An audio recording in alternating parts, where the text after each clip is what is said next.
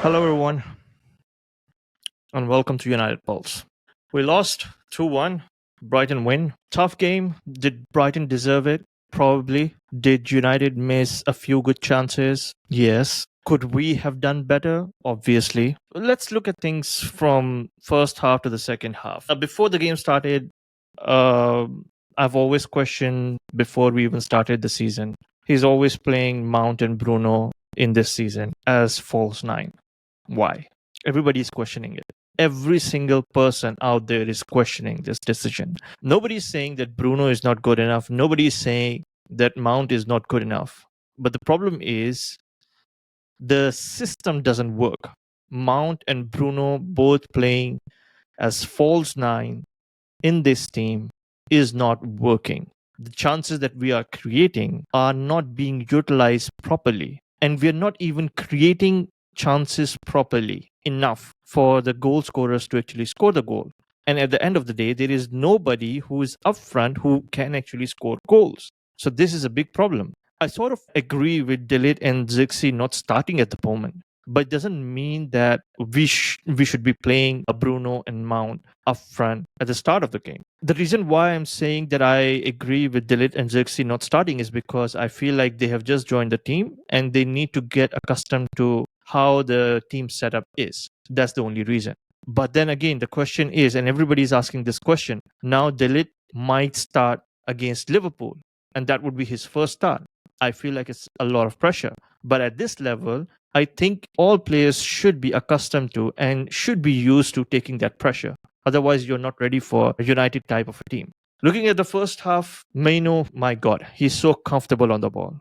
He's definitely the future of United, and I hope we can protect him. I think around 11 minutes or 15 minutes, Dalot played amazing cross to Ahmad, and Ahmad should have done better.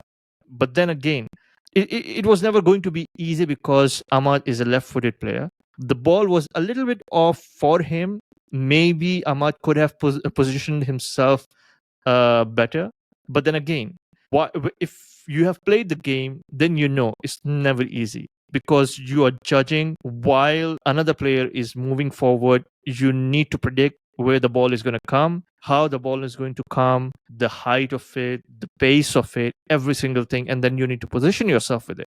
And it's not just about you predicting your teammate, it's also about predicting that how comfortably he can actually give you the pass, because a lot of times the idea is there but the execution, it's not so simple. So that's why I'm not gonna say too much about it, because I feel like, okay, it was a chance, could have done better, but I'm not gonna blame him for it. Brighton has been amazing throughout the game, no questions about it. They've done amazing pressing, they brought the bodies back as quickly as possible. And if you see, they didn't give United enough chances. They were always ready to cut the ball. They were always ready to bring the bodies in. Within few seconds, you would see that they covered enough distance. And if you see the team that they have and United have on paper, United should be dominating this game. And maybe they did, but not enough. And that's the thing. That the end result of the ball is something that is more important. In 30 minutes time, I think Ahmad had another amazing chance. He could have passed to. He wanted to pass to Rashford. He could have made a better pass, but I feel a better thing would be that if he would have made a through ball to Mount, because Mount was clear and he would have gone through and scored the goal.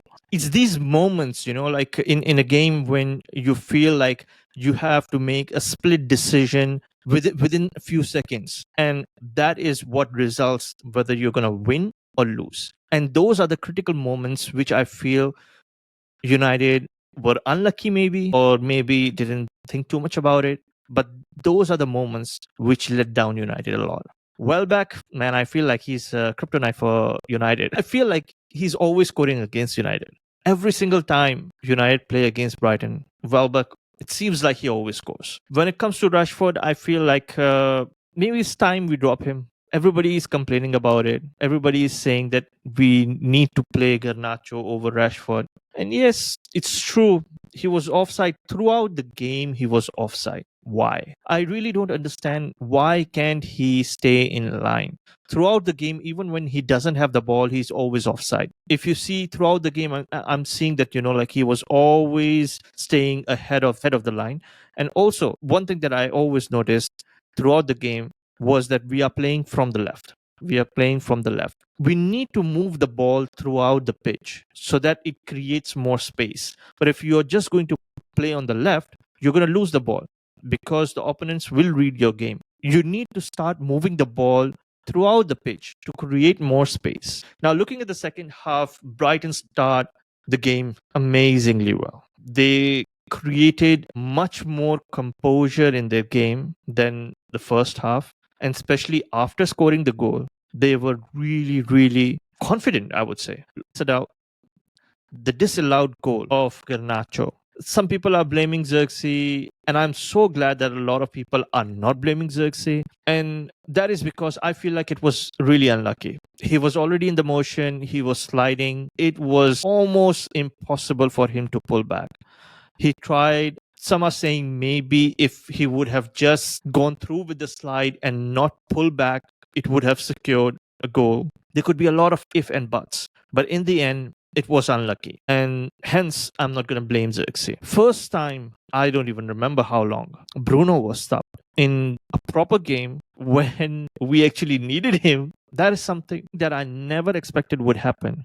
Maybe it was because Ten Hag wanted to save him for Liverpool's game. Maybe he wanted to change some things. But this substitution didn't make sense to me because he had already subbed Mason Mount. So without Bruno Fernandes, without Mason Mount, where's the creativity coming from? So I felt like Manchester United lost a lot of creativity in the middle of the park because of that. At the end of the day, I feel substitution killed the game. That's one thing. But that's not all. We made a lot of terrible mistakes in the defensive field. Something that I feel that I need to highlight is that for any team to be successful, their backline needs to be in sync. They need to know exactly where everyone is. Communication is key. You need leaders who are ever present. At the moment, some may say that Maguire is a leader at the back, and that's why he's starting, maybe. But let's be honest, he was a captain. He's no longer a captain because everyone criticized him. Getting Dalot and maybe one or two more centre backs might make his position more at jeopardy than right now. So why would others actually listen to him? And where would be his own confidence? We saw some individual brilliances from our defensive line, but if the team is not coherent, it will always backfire. If not now, later, but it will. And I feel like this is a big problem at United right now.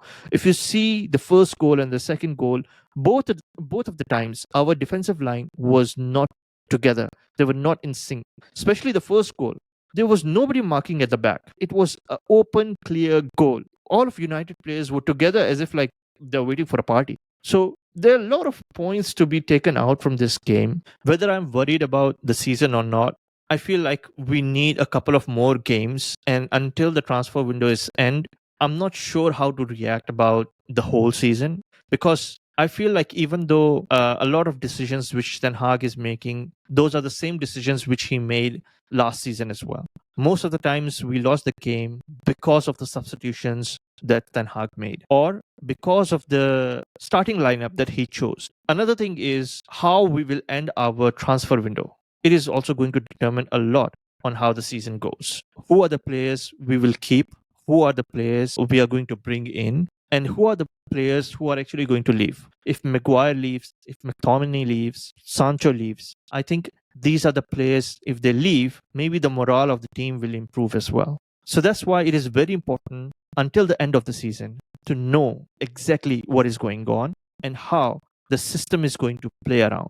So that's why I want to constrain myself from giving any opinions about the end of the season or how the season is going to play along. Because until the transfer window is, until we know exactly who we are going to be playing throughout the season with, who will be our core team, I don't want to make any judgments. Thank you for watching, and please don't forget to like, share, and subscribe.